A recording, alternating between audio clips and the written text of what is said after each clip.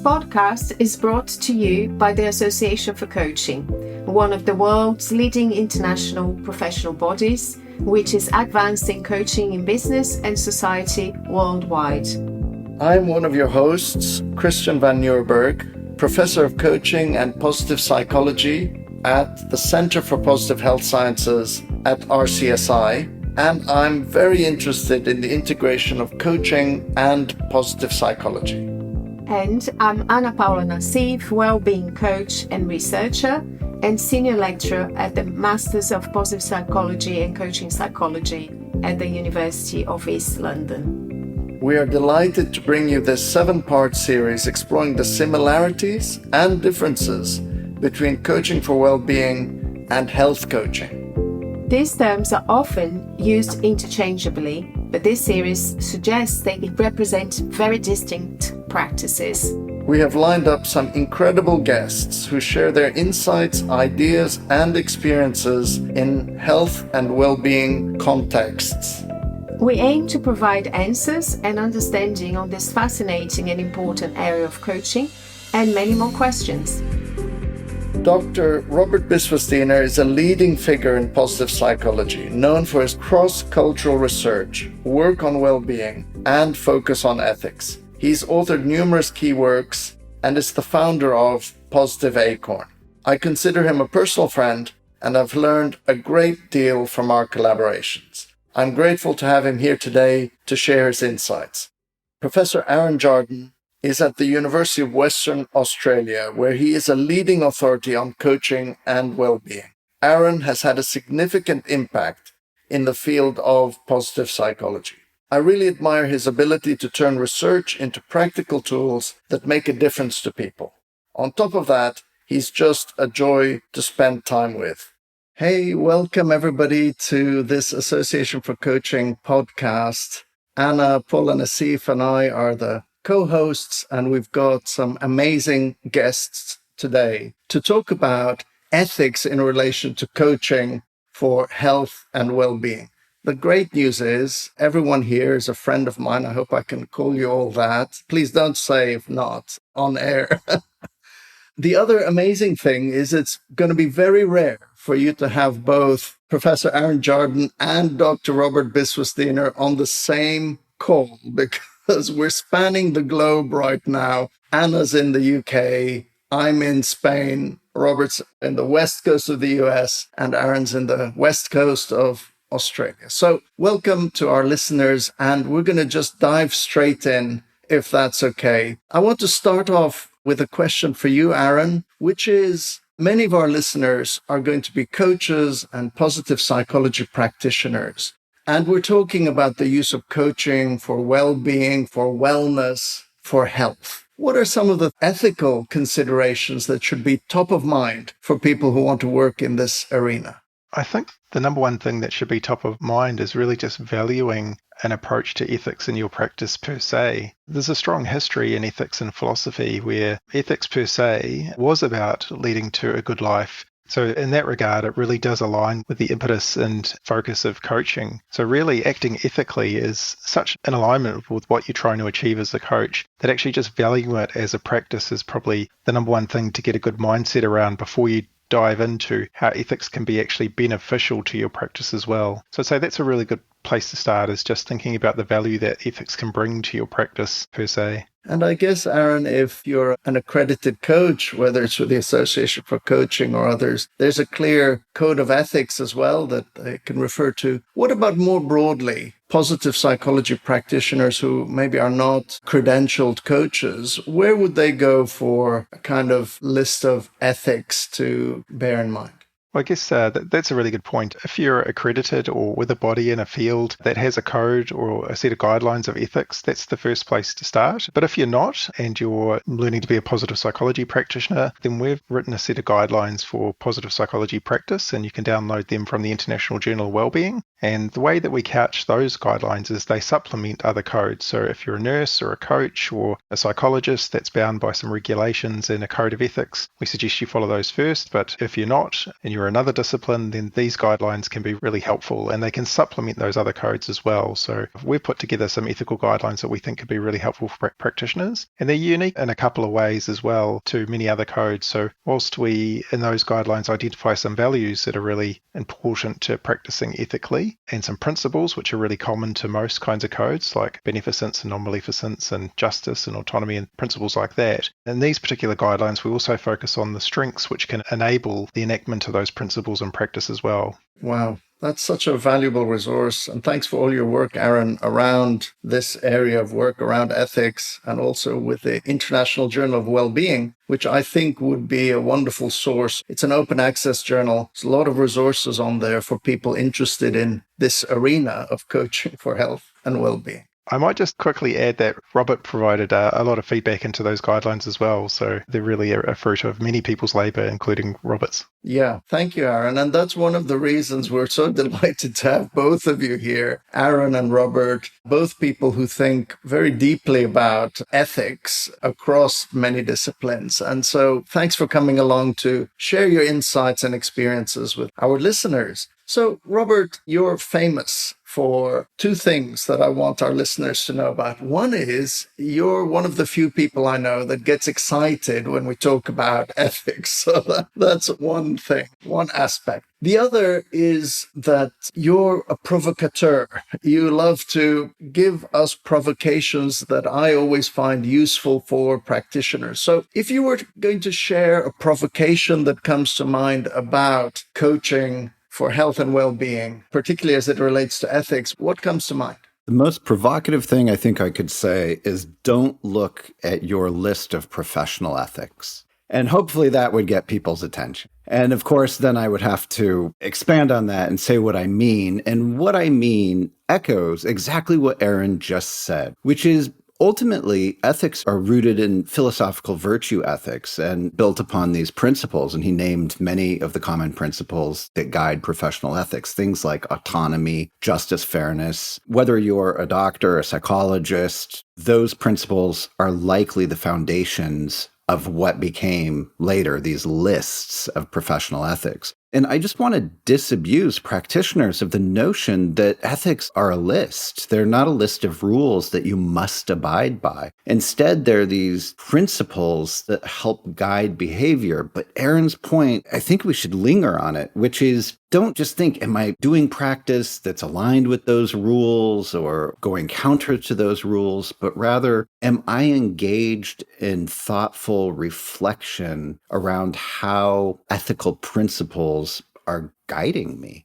And we can get into the minutia of what does it mean to hold someone's confidentiality. But when you look at ethics in this larger sense, everything becomes an ethical issue. The way you pitch your services on your website is an ethical issue. Your interactions with your clients are an ethical issue. How you charge people is an ethical issue. So I quite like what Aaron started us off with. Yeah, how wonderful that is, Robert, and certainly provocative. It's really kind of an ethos, isn't it? And just for either of you, in relation to specifically coaching for well-being and health, are there things that practitioners might want to particularly look out for when it comes to an ethical stance? Before I answer that, can I just linger? I'm just still processing what Robert said. And I think, that frame of reference is really, really useful in regards to not thinking of them as lists. Because I think with the tradition of Kantian ethics or rule following, thou shalt not steal, thou shalt not kill, those lists, like you say, are only so long. But really the situations we find ourselves in are much more complex. And the reason I think a lot of coaches fray away from engaging in ethics is they feel a bit worried of the complexity of dealing with ethical dilemmas. And if you're taking a list-based approach, you can only get so far. And that sort of focuses on the behaviors you're doing. But really what we want to do is focus people back to the kind of character that they can cultivate in themselves, how they approach situations. And that's about a way of being, right? More so than the behaviors of doing. So whilst we have boards and bodies that regulate ethics based on the way people behave, a better approach, I think, a complementary approach nonetheless, would be about thinking about what's the virtues that I want to instill in my practice and what's the way of being do I want to approach things with. That's just another frame. I guess I've said what you've said, Robert, but just with different language, maybe. Well, that's beautiful language. And I know that our listeners will definitely appreciate this way of seeing it. It's about how we show up and the way of being. And interestingly, I'm just in the process of editing a book on coaching, positive psychology, and Buddhism. And that take on ethics is wonderful. Anything that alleviates suffering, that's ethical and virtuous. And anything that can lead to harm or suffering for yourself or others is not ethical and not virtuous. So I love that perspective. Anna, over to you. Thank you. I really love the idea that ethics is just embedded in a way of being and how we interact with ourselves and other people. And a question that comes up for me, especially in relation to health and well-being, is how to be virtuous in a world that is not virtuous. So I would like your thoughts around some of the tension between supporting individuals in environments in which they are not very helpful for their health and well-being. So I'm thinking about organizations where we might come in to work on well-being and then there is a toxic environment, is a difficult environment. I'm thinking about communities where we might be looking at health and well-being, but there is a whole social, economic background that is detrimental to people's well-being. So that tension between individual responsibility and context, social, political, economic context, as well as when we think about corporations, a toxic context. I'd like to know your thoughts about that.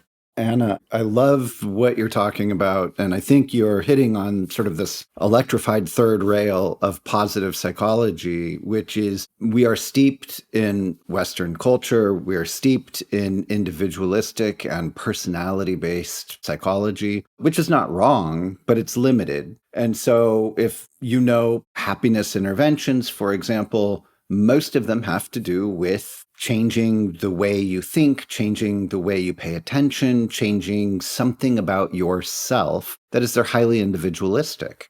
This is true of coaching as well, more broadly, that we spend a lot of time exploring people's perceptions, thoughts, assumptions, plans, desires, again, all very individualistic. And as you rightly point out, there's an inherent tension between the larger systems in which we work. As an intervention, coaching will probably always lean slightly more towards that individualistic bent because it's very difficult to capture the larger cultural, social, policy-oriented, organizational type factors. You can ask the individual about it, or sometimes you could even have a team together coaching, but mostly it's going to be filtered through that person's perception, and that you're not going to be changing the larger culture, the larger policy in the same way that you can in individuals' perceptions or plans.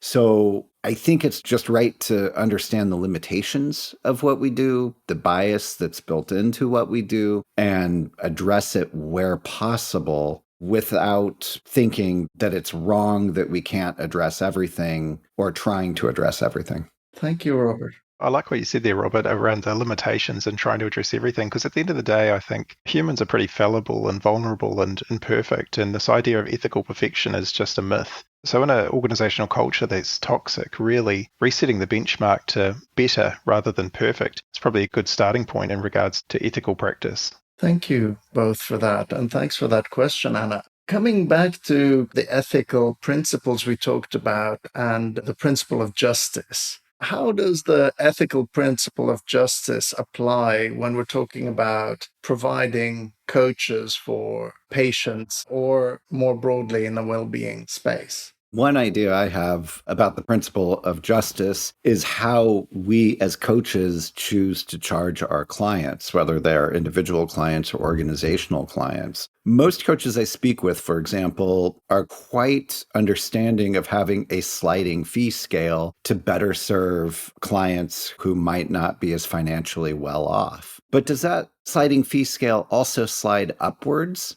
Do you then also justify charging more for an executive, for someone who's richer? And maybe the answer is yes, because maybe actually what you're doing in such a case is more complicated, is higher stakes, and so you want more money as a result. I'm not here to make that decision for anyone, but I do think that when we treat people in terms of money, even if it's well-intentioned, a fee scale that slides both up and down becomes something that you have to give some very, very serious thought to. In addition, if you have a sliding fee scale that slides down to accommodate someone who's not well off, are you applying that equally across all clients? If you say, oh, I'm keeping one spot open for a low fee client, well, what happens when the second low fee client comes in? Does that somehow bump up against this lofty goal of having a just practice? And again, I'm not here to make those decisions for you, but I think those are the types of questions that you have to think through. Yeah, so valuable. And this is exactly what we wanted is provocations, things for us to be thinking about if we're thinking of being coaches in this sector. Aaron, do you want to add anything to that? Probably the best stuff I've read on justice would be John Rawls' theory of justice, in that he argues that if you make decisions based behind what he calls a veil of ignorance, so you're making a decision not knowing who you are in the particular situation, I think that's a really good frame of reference for a practitioner. So if you're not the coach, but you're the client, what would you be happy paying? Or you try and put yourself in the other person's shoes. And that is one mechanism. It's one theory, but it's one mechanism that supposedly leads to more fair and impartial treatment of people and stops discrimination on the basis of many of the characteristics, which then leads to various injustices in society. So I think from a coaching perspective, if coaches just thought more, if I'm making a decision here, but I don't know which character I am in the scenario, would I be happy with the outcome of that decision? I think if politicians followed that, we'd probably be better off too. But Yeah, definitely. So thank you for that. That's another beautiful perspective. I'm curious about one of the things that a lot of coaches ask, myself and Anna, is if you're a health professional, you're a health coach, and, for example, you have some information that might be helpful to your client, should they withhold that information because of the principles of coaching, which is facilitative and you're not telling people what to do? So that's a question that comes up a lot. If we were to put an ethical lens on it, what comes up? I think it's a great and very, very sticky question. I suspect Anna could probably weigh in. You could probably weigh in. You've both thought about this a lot. The ethical principle that really is at heart is autonomy and client autonomy. And the idea here is that you might be sitting on great information that you feel is helpful, but how do you prioritize that information versus any information the client currently has, or the client's capacity to go out and find their own information or to learn information that might be helpful to them? Then you add on top of that the idea that any information that you could potentially share must be up to date,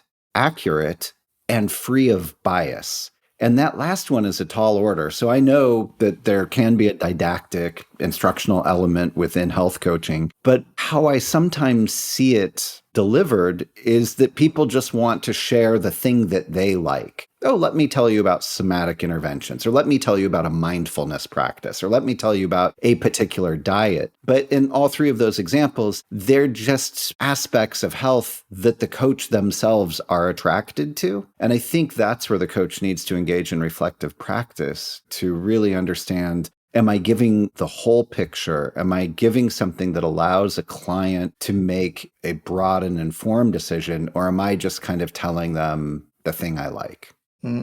Wonderful. And thanks for bringing reflective practice into that as well, because it's so sticky. I think it sounds like we're saying there's not a lot of black and white answers here, but there are ways of being. Aaron, and then I'll come back to Anna.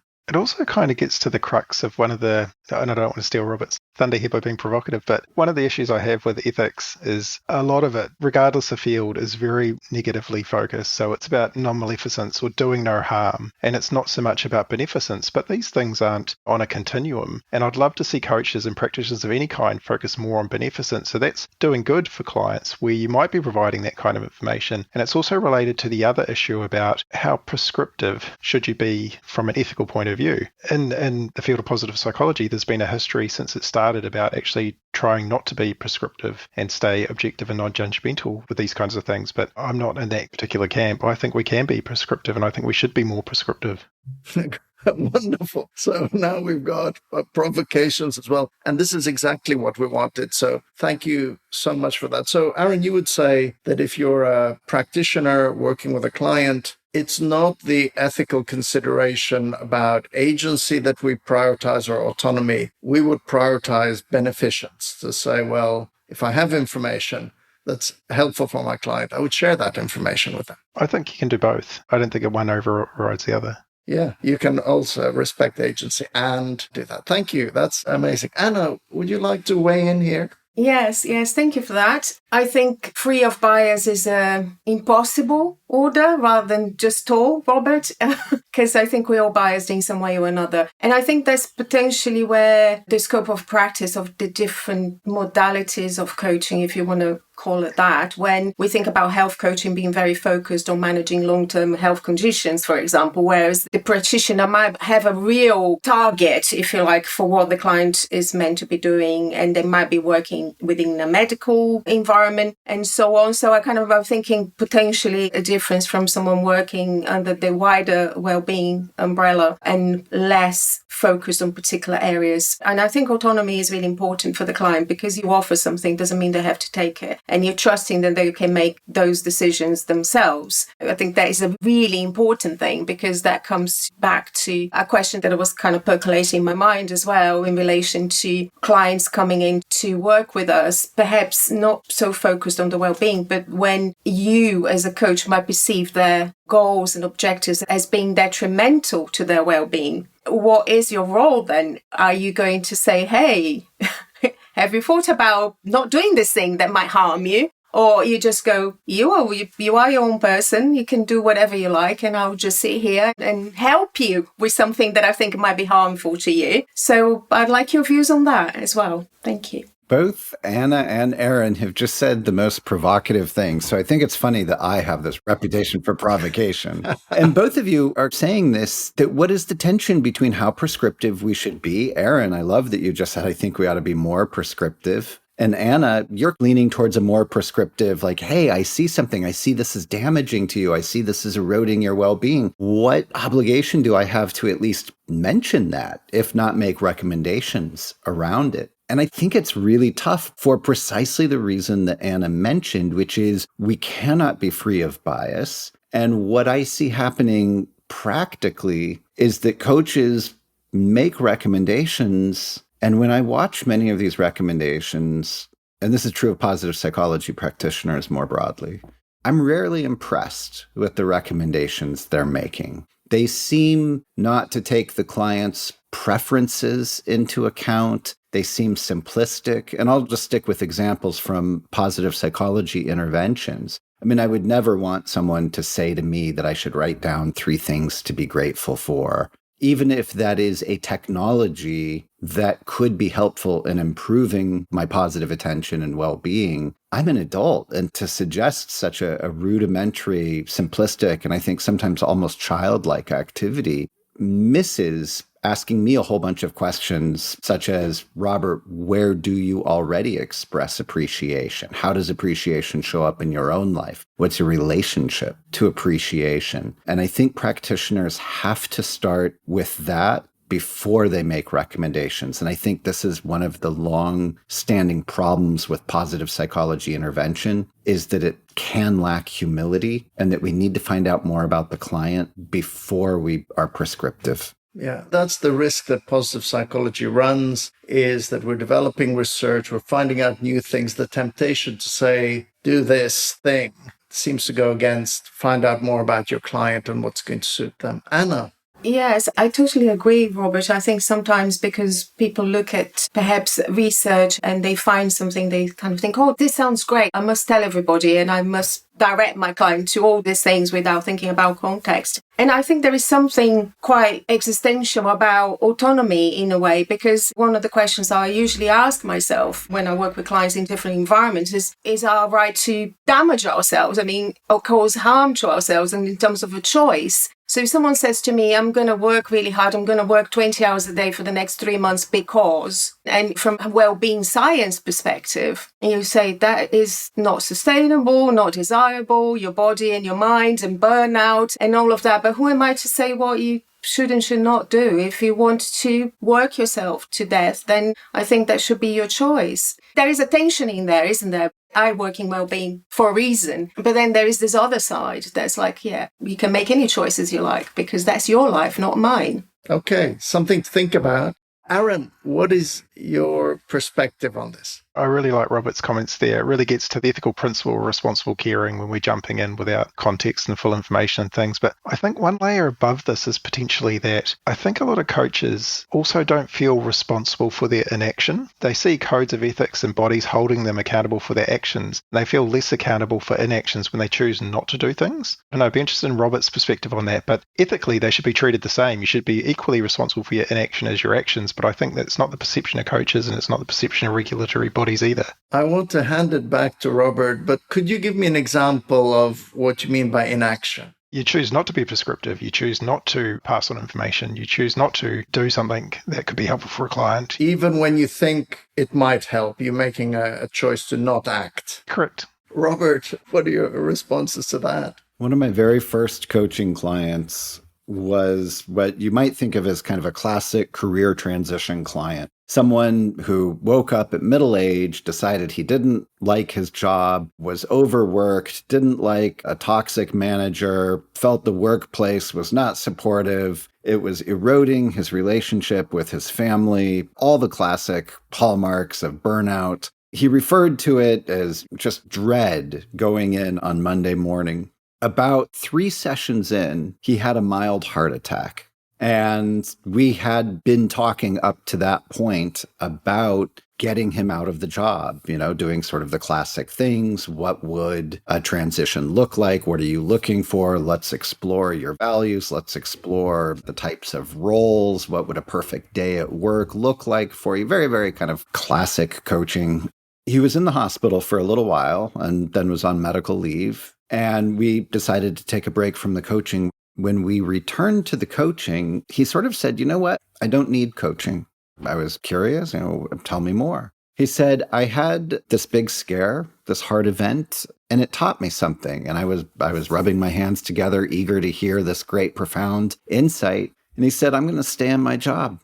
And I was shocked. This thing that drove you into a heart attack. And he said, yeah, I realized that life is short and that I don't need to be spending my time thinking about a perfect life. And really what I can do is just show up, work hard. I'm actually very good at the job that I do, and that I don't have to get bent out of shape about it. I'm just going to put in my hours, do a good job, and then go home and enjoy my family.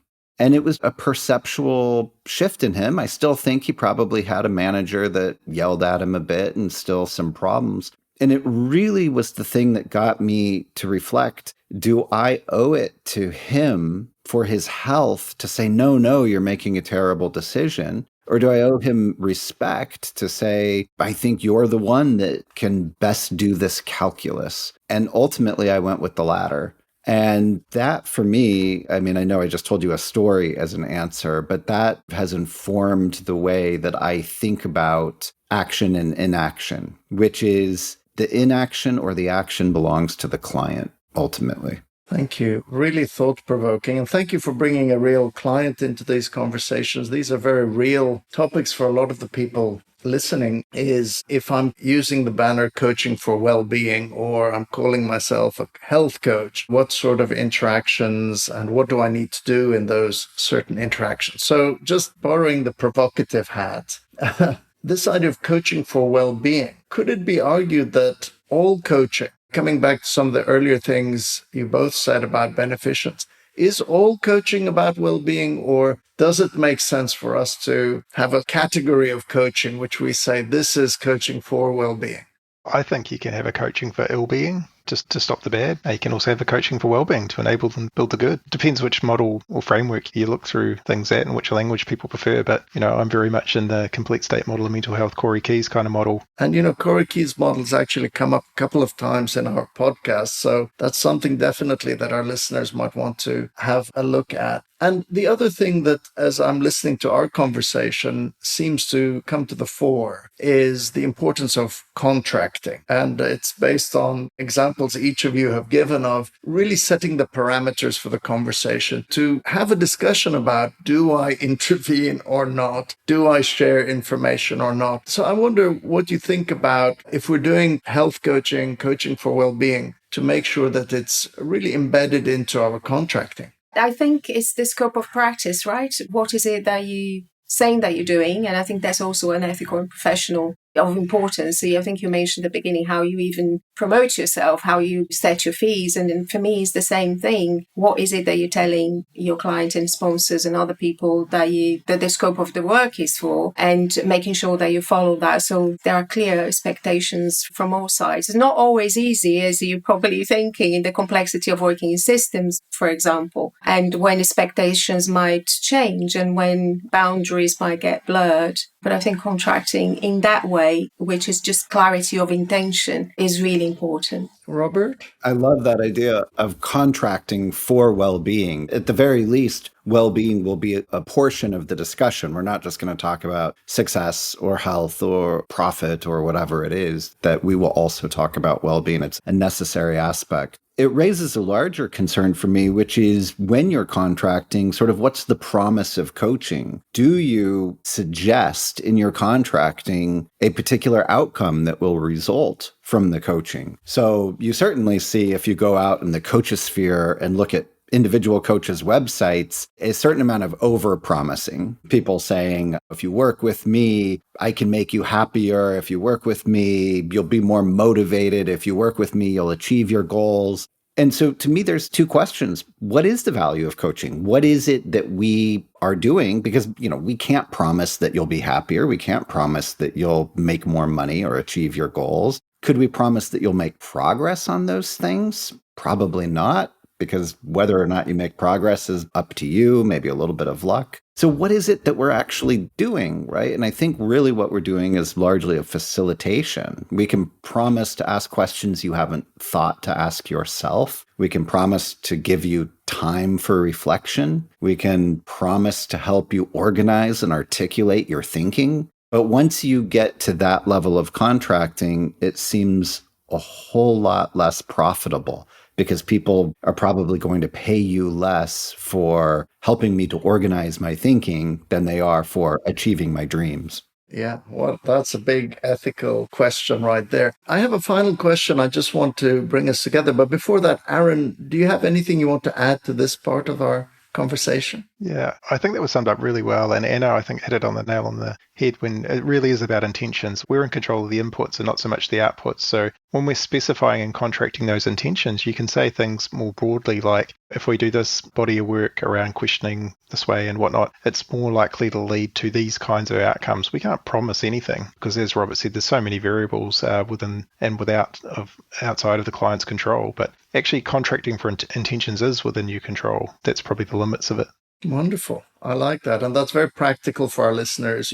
That's what you contract for. My intention is to bring well-being into the conversation, that I have an interest in your well-being. But then it's up to you. Like you say, Anna, if my client says, well, yeah, don't worry about my well-being, I've got this, then we respect their autonomy and agency. My final question is one that I'm really struggling with, and I do think there's an ethical dimension here. So the question is about the well-being of practitioners as well. So this is the coaches, the positive psychology practitioners, healthcare workers. Is there an ethical dimension to these people looking after their own well-being?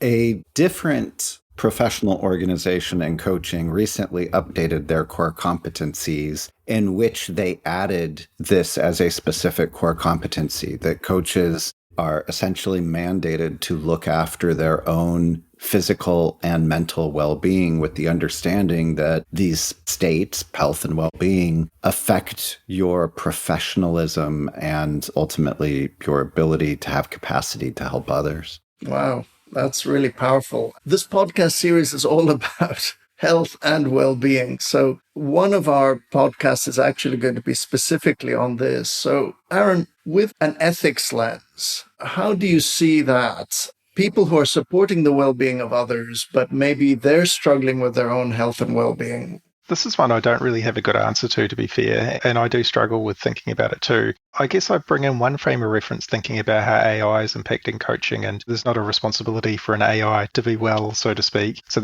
I'm thinking kind of from that lens, but I'm also kind of thinking from the lens of if you're a coach and you're not doing great, then it's highly likely that your performance is probably going to impact the client as well. So I can see different sides of this, but I'm not sure exactly where I land myself. So it's a hard one. Maybe Anna, what do you think? Very thoughtful. I love that. I love the very thoughtful two ways of looking at this. Thank you, Aaron. Anna. This is very tough because there are so many layers to this, right? Yes, I agree that we should look after ourselves and do our best and be the best we can professionally to be able to work with others. And that's true not only of coaches, but many other professionals in health, social care, education, and so on. And then when you say you were struggling with something, that makes me think about something else. It makes me think about people who live with a long-term mental or physical health condition. They might be struggling as a day-to-day thing, but it doesn't mean that they are not capable of being ready for the work. So for me, there is a balance there of understanding yourself in relation to others and what you can give. And then you have to manage that, right? You have to think, well, I have good days and bad days. I'm better in the morning than I am in the afternoon, whatever it is. But understanding yourself and when you work at your best, because we're not going to be perfect. I mean, it's already been said here, perfection is kind of overrated. So there are many of us who will be potentially struggling. And on the other hand, there might be moments in life where you recognize as a professional that you're better off taking time out